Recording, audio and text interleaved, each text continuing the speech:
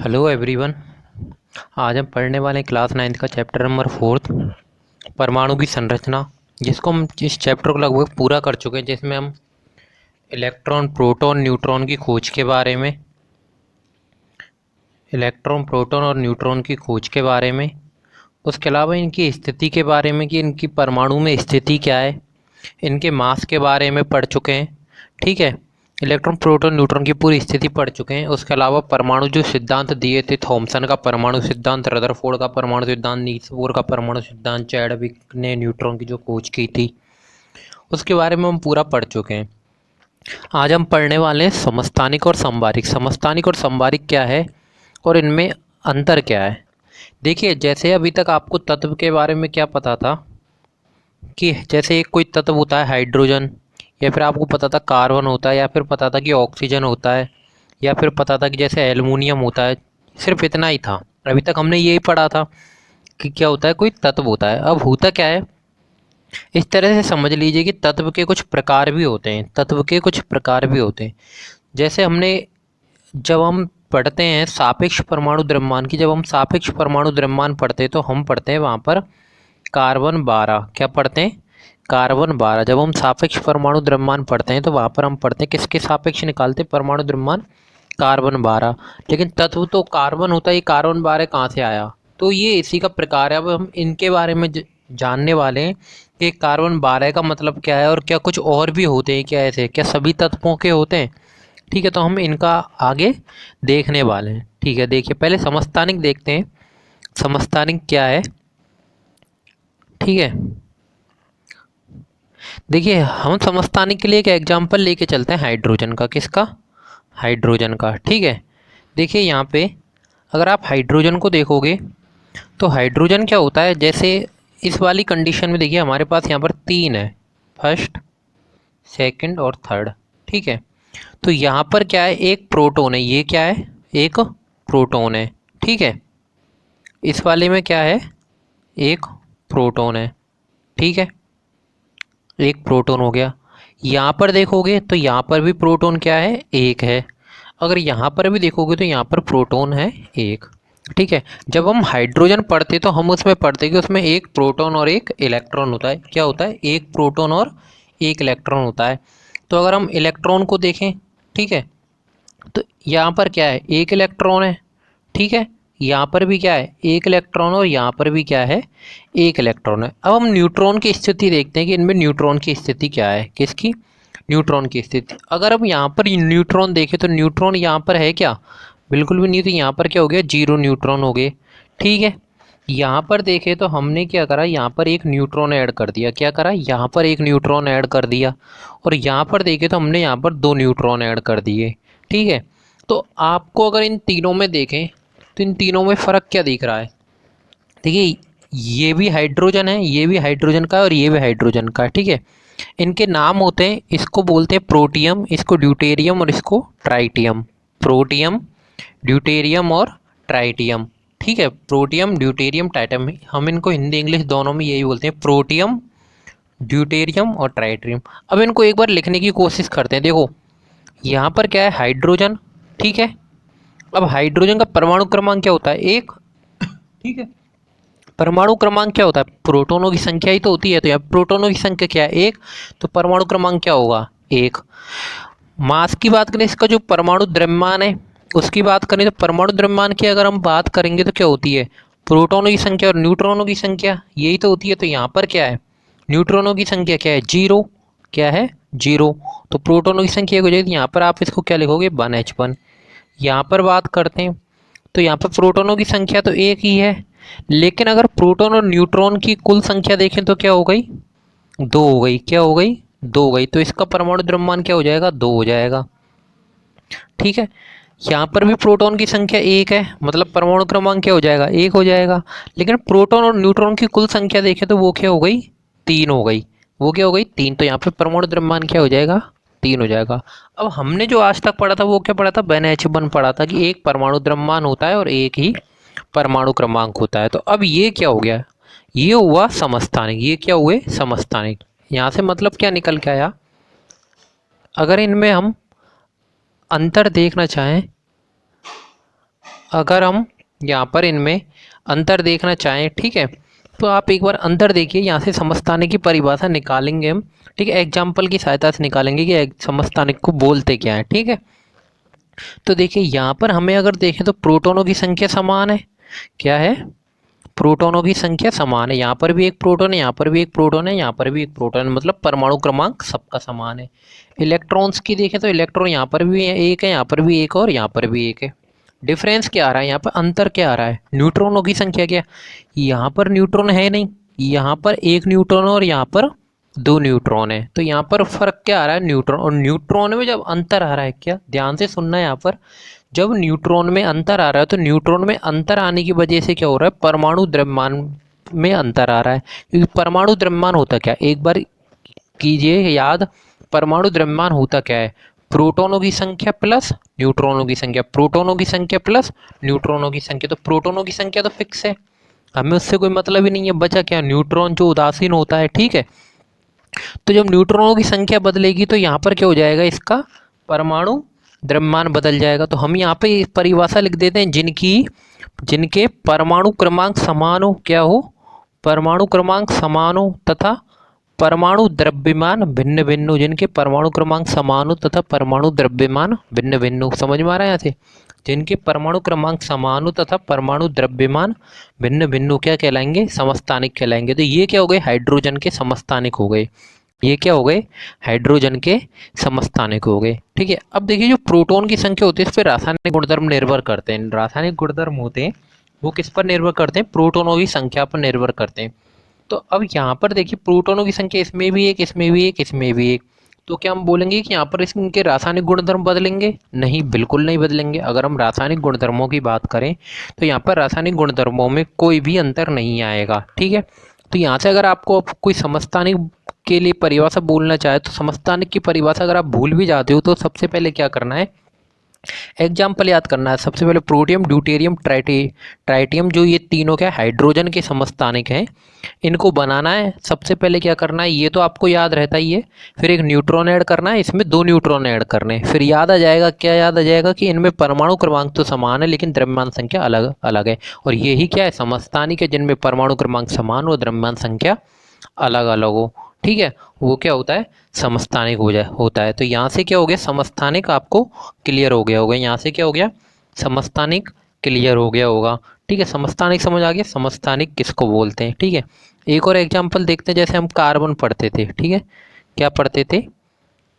Carbon पढ़ते थे, ठीक है। तो कार्बन क्या पढ़ा हमने? कार्बन 12 का पढ़ा ना, कार्बन 12 का, कार्बन 12 के सापेक्ष लेते हैं। तो ऐसे ही कार्बन 12, कार्बन 13 और कार्बन 14 पाए जाते हैं। इनसे मतलब क्या है? Carbon 12, carbon 13, carbon 14। देखिए यहाँ पर कार्बन का परमाणु क्रमांक क्या होता है? 6, ठीक है। परमाणु क्रमांक क्या होता है? 6। यहाँ पर परमाणु क्रमांक 6, तो प्रोटॉनों की संख्या क्या है? 6। और न्यूट्रॉनों की संख्या भी क्या है? 6। तो 6 और 6 कितने हो गए? 12। तो यहाँ पर क्या, ये क्या बोलना चाह रहा है? ये बोलना चाह रहा है कि यहाँ पर इसमें इसका परमाणु क्रमांक 6 है और परमाणु द्रव्यमान 12 है। अब क्या करा? दूसरे वाले में कार्बन 13 में एक न्यूट्रॉन ज़्यादा ऐड हो गया, एक न्यूट्रॉन ऐड हो गया। तो एक न्यूट्रॉन ऐड होने से क्या फ़र्क पड़ा?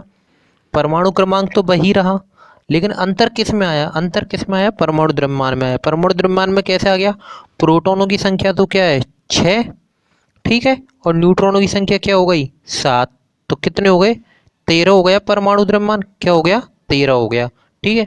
ऐसे इसकी बात करें तो ये तो 6 ही रहेगा क्योंकि प्रोटॉनों की संख्या क्या है? 6। न्यूट्रॉनों की संख्या क्या हो गई यहाँ पर? 8। ये 2 बढ़ा दी तो कितने हो गए? कितने हो गए? 14 हो गए। कितने हो गए? 14 हो गए। तो इसको क्या लिखोगे? यहाँ पर अब आपको क्या दिख रहे हैं? ये क्या है? कार्बन के समस्थानिक। ये क्या है? कार्बन के समस्थानिक। तो समस्थानिक क्या आपके दोनों एग्जाम्पल क्लियर हो गए?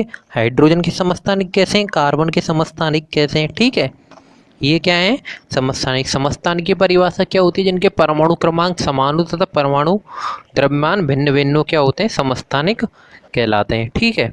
ये क्या हो गए? समस्थानिक। अब हम देखते हैं संभारिक। संभारिक क्या होता है, ठीक है। देखिए, संभारिक को समझने के लिए हमारे पास देखिए 3 एग्जाम्पल। जैसे ये क्या, एक आर्गन है, ठीक है, पोटेशियम और कैल्शियम है, ठीक है। अब देखिए यहाँ पर आर्गन में क्या कर रखा है, आर्गन को अगर हम देखें तो यहाँ पर देखिए आर्गन का जो परमाणु क्रमांक होता है वो क्या होता है, 18 होता है। आर्गन का परमाणु क्रमांक 18 होता है और आर्गन का जो परमाणु द्रव्यमान होता है वो 40 होता है, सबको याद होगा। आर्गन का जो परमाणु द्रव्यमान होता है वो 40 होता है, वो सबको याद होगा, ये यहाँ पर लिखा भी हुआ है। ठीक है, उसके बाद अगर हम के की बात करें, ठीक है, आर्गन के बाद, ठीक है, तो इसका भी क्या होता है, परमाणु क्रमांक क्या होता है, 19 होता है। ठीक है, क्या होता है, 19 होता है। और परमाणु द्रव्यमान क्या होता है, 40। परमाणु द्रव्यमान क्या है, 40। ठीक है, अब यहाँ पर देखिए कैल्शियम में, कैल्शियम का परमाणु क्रमांक क्या होता है, 20। परमाणु क्रमांक क्या होता है, 20 होता है। क्या होता है, परमाणु क्रमांक 20 होता है। ठीक है, और परमाणु द्रव्यमान क्या होता है, 40 होता है। परमाणु द्रव्यमान क्या होता है, 40 होता है। ठीक है, अब देखिए यहाँ पर आप अगर कार्बन को यहाँ से देखना चाहो, ठीक है, अच्छा देखिए हम पहले यहाँ से एक एक और चीज़ इंटरेस्टिंग देख लेते हैं। देखो कार्बन 14 को उठाते हैं, यहाँ से अपन क्या करते हैं, कार्बन 14 को उठाते हैं। ठीक है, क्या करते हैं, कार्बन 14 को उठाते हैं और कार्बन 14 में हम क्या करते हैं, क्या लिख रहे थे, 6 और 14। ठीक है, यही लिख रहे थे, जिसमें क्या थी, 6 हमारे पास क्या थे, प्रोटॉन थे और 8 न्यूट्रॉन थे, राइट। ठीक है, अब एक बार आप नाइट्रोजन को याद कीजिए। नाइट्रोजन का परमाणु क्रमांक होता है 7 और परमाणु द्रव्यमान होता है 14। परमाणु क्रमांक होता है 7 और परमाणु द्रव्यमान होता है 14। इसका मतलब क्या है, इसमें 7 तो प्रोटॉन है और 7 ही क्या है, न्यूट्रॉन है। 7 प्रोटॉन है और 7 ही न्यूट्रॉन है।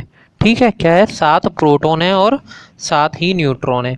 अब यहाँ से आपको दिख क्या रहा है, यहाँ से आप अगर आप अंतर की बात करो तो यहाँ से क्या दिख रहा है आपको, देखिए यहाँ पर परमाणु क्रमांक क्या है, अलग अलग है। यहाँ पर क्या है, परमाणु क्रमांक अलग अलग है। और अगर हम परमाणु द्रव्यमान की बात करें तो परमाणु द्रव्यमान समान है। क्या है, परमाणु द्रव्यमान समान है। यहाँ पर परमाणु क्रमांक अलग अलग है और परमाणु द्रव्यमान क्या है, समान है। सॉरी, परमाणु क्रमांक अलग अलग और परमाणु द्रव्यमान समान है। तो हम यहाँ से क्या बोल सकते हैं, ये एक दूसरे के समभारिक हैं।